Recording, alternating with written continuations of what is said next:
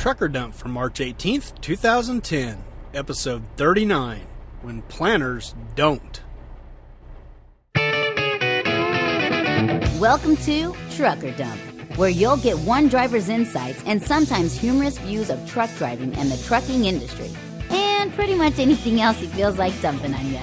This podcast is brought to you by AboutTruckDriving.com. Resources that help you understand the world of truck driving through the use of stories and a pathetic attempt at humor. We're back for the exciting conclusion to last week's podcast. Okay, exciting may be a bit of a stretch. Todd McCann here. This is another one where my passion is bound to shine through. These people really annoy me. I am rather fond of this title, though. I call it When Planners Don't. To continue from last week, planners are the big, ugly Oz behind the curtain of mystery. If you've got a beef about a load you've been given, they're completely unattainable. You can't reach them directly by phone. Your dispatcher won't transfer you to them. The office receptionist won't transfer you either. There's only one way that you can get to these puppet masters. They have to want to talk to you. It just so happens that the only time they choose to lower the veil is when they've done something good. One example is when they've swapped a couple of loads around or arranged for you to swap loads so you can get home on time. Or maybe they need some help with a load because another truck is broken down.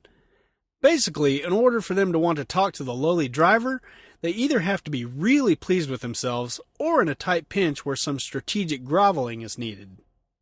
Now, I'm not an unfriendly person by nature, but I really don't want to speak to anyone at my company unless I'm having a problem with something. You send me load information, I'll run the load. If I need you, I'll call. If I need my dispatcher, no problem, he'll answer the phone. Need a hazmat permit for Idaho? The receptionist will patch me right through. Even the CSRs, the customer service representatives, can be reached if I'm having a problem with the shipper or receiver. But the planners? Oh no, you can't talk to them. Mere mortals cannot speak to the great gods of confusion. The evil overlord and I recently went through a round of planner hating, spurring on the title of this post, When Planners Don't.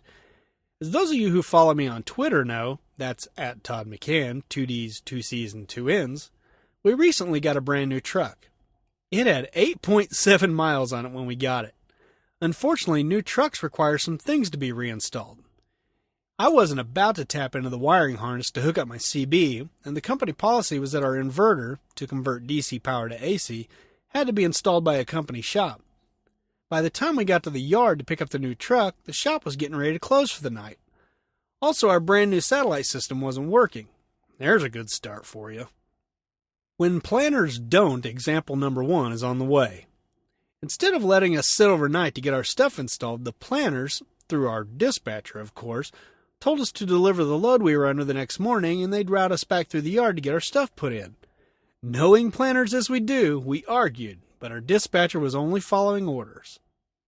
After our delivery the next morning, we got sent in the opposite direction from the yard. Again, we called to argue, but our dispatcher couldn't get the planners to budge. On we went. This is one bad thing about forced dispatch. Had these been safety issues, they would have been forced to get it taken care of. Since it wasn't, they thought it could wait. Next example. We were due home in 3 days and we got sent in the opposite direction from our house. This direction also happened to have a lovely little blizzard on the way. As some of you may recall, this has happened to us a lot this past year, starting in Halloween when we missed a big shindig we'd been planning with our nephews for nearly 3 months. That was the first blizzard in the opposite direction from our house. Although you may recall it might have had something to do with greed on my part. Although we did make it home for Thanksgiving and Christmas, the same thing happened at those holidays too. So by the time this 4th time rolled around, I went off on my poor dispatcher. He could do nothing but apologize and tell us we had to take the loads. We got home 2 days late. Coming back from the house, we again stressed the need to get to a company shop. Instead, we were sent out west, where we don't have any shops at all. Finally, we got that load heading back through a shop near Chicago. We asked to stop in, but the planner said there wasn't enough time. More arguing and promises to get us back through there, and on we went, steaming out the ears. We did get back, though, but again they said there wasn't enough time. There were too many important loads. So we passed by again. Now it comes to a head. We delivered 90 miles from the shop on a Friday afternoon. I asked a deadhead, that's take an empty trailer, down to the yard where they said they could get us in immediately. The planners didn't want to send us there. They kept sending us load after load, which I promptly refused. They hate it when we do that. Good. In the end, we had to threaten to quit. Even then, they finally gave in too late. The shop would close before we could get there. Having threatened to quit and gotten permission to finally get the work done, we weren't about to let them give us more loads through the weekend to keep us rolling, with promises to get us back through again. Now, since the shop wouldn't be open until Monday morning, we went to a nearby truck stop so we'd have access to food and showers. We could have gotten showers at the yard if we had went on in, but without an inverter to operate our microwave, we would have been eating Chinese takeout and pizza delivery all weekend. We got to the yard by Monday morning, and I was waiting at the shop doors before they even opened. Now here's the real kicker. Installing an inverter, a CB, and updating the software in our satellite system was only supposed to take 3 to 4 hours tops. That's why we were so hacked about having to pass up getting it done so many times. The shop foreman told me to wait in my truck and they'd call me shortly. Awesome! I'd be on the road by noon. However, when I got the call an hour later, they informed me that my transmission had a recall part that needed to be replaced before they could install our stuff. When they saw my expression change, they assured me that the job only took 45 minutes and the dealer where they were sending us had put us on a priority list. So you can guess what happened. 8 hours later, we roll out of the dealer and back to our yard where, of course, the shop was closed for the night. Nice. Now it's Tuesday morning, and I'm once again standing at the shop door before the foreman gets there. The truck finally rolls into the shop about 9 a.m. My 3 to 4 hours of work was finally done at 5:30, which just so happens to be the time that the shop closes. Well, it took a lot longer than expected, but at least we were ready to roll. CB hooked up? Check. Inverter installed and working? Yep. Satellite system updated? You bet. But the update wasn't working. Now, not only was our GPS not working, but our messaging system wasn't either. We could live without GPS, but if your messages aren't working, it's a royal pain in the sitter. I jumped out of the truck and ran back inside. Doors locked. It's 5:35. After 15 hours of yoga, meditation, a massage, a round of acupuncture, and some weird aromatherapy mask made of llama dung, I was finally able to calm down. Wednesday morning, and those shop guys knew not to jerk me around anymore. It usually doesn't do any good to get pissy with these people, but sometimes it's what it takes to be taken seriously. Sometimes nice guys do finish last. Anyway, they replaced the faulty unit, and we were ready to go by 9:30 a.m. So now we just needed to get a load and get moving. That shouldn't be a problem since there was so much freight that we hadn't had time in the last 3 weeks to get our stuff installed, right? 2.5 hours later, we finally got a load. Where's all those freaking loads now, you jerkwad planner? So that's what happens when planners don't. If they had just planned to let us stop at a shop and get this stuff done when we had our chances, they wouldn't have lost the use of our truck from Friday morning to Wednesday afternoon. Their greed caused them to lose a truck for 5.5 days, but more importantly for us, it shorted us 5.5 days of driving.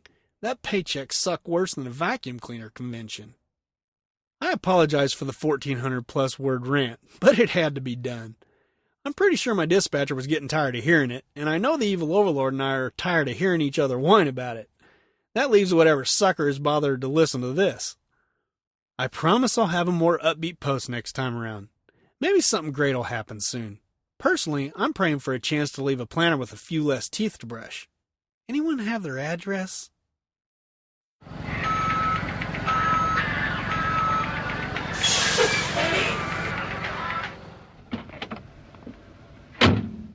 Hey, yo, bud, where do you want this load of feedback? Well, looks like we got 3 quick little comments today. These comments are about the first half of the podcast you just heard. That one was called Trucking Rolls, with air quotes, remember? I love air quotes. Pam Court says, what does an average toll cost a truck? Well, Pam, it depends. It's usually more expensive the more axles you have and the heavier the load. For instance, it costs up to $40 to cross the George Washington Bridge from New Jersey into New York. One of the most expensive is the Pennsylvania Turnpike. For the average 5-axle truck to take the entire toll road, it costs $186 and some change. Ouch. Alton Woods is back. He says, "What always used to frustrate me about planners is that even though I was never late with a load, they never had me pre-planned. So I have to waste half a day or more waiting for them to get it together. Driver, that's just trucking. Yeah, that's just why I quit." Oh, that's funny, Alton. That's an excellent point that I overlooked. If there's so much freaking freight that I don't have time to stop into a shop, why does it take 3 to 4 hours to find me a load? Thanks for the comment, Alton. Keep 'em coming. And BLCZZ999 is back. Man, that's a whopper of a name. She says, "You hit the nail on the head with this one, Todd. Can't wait to read the second part of the article." Well, if you're listening to this, you actually just heard the second part. It's a weird time matrix sort of thing. Hang in there. Anyway, I'm glad I hammered the nail properly for you. Too bad I can't do that with a real hammer without a lot of pain and cursing. Thanks again to the three who wrote in, Pam, Alton, and BLCZZ999. Dear Lord, that's a mouthful. Oh, okay. Well, anyway, so if you got something to say, let's hear it. You can leave suggestions, tips, concerns, rants, whatever you feel like leaving. Send them in to the following contact info.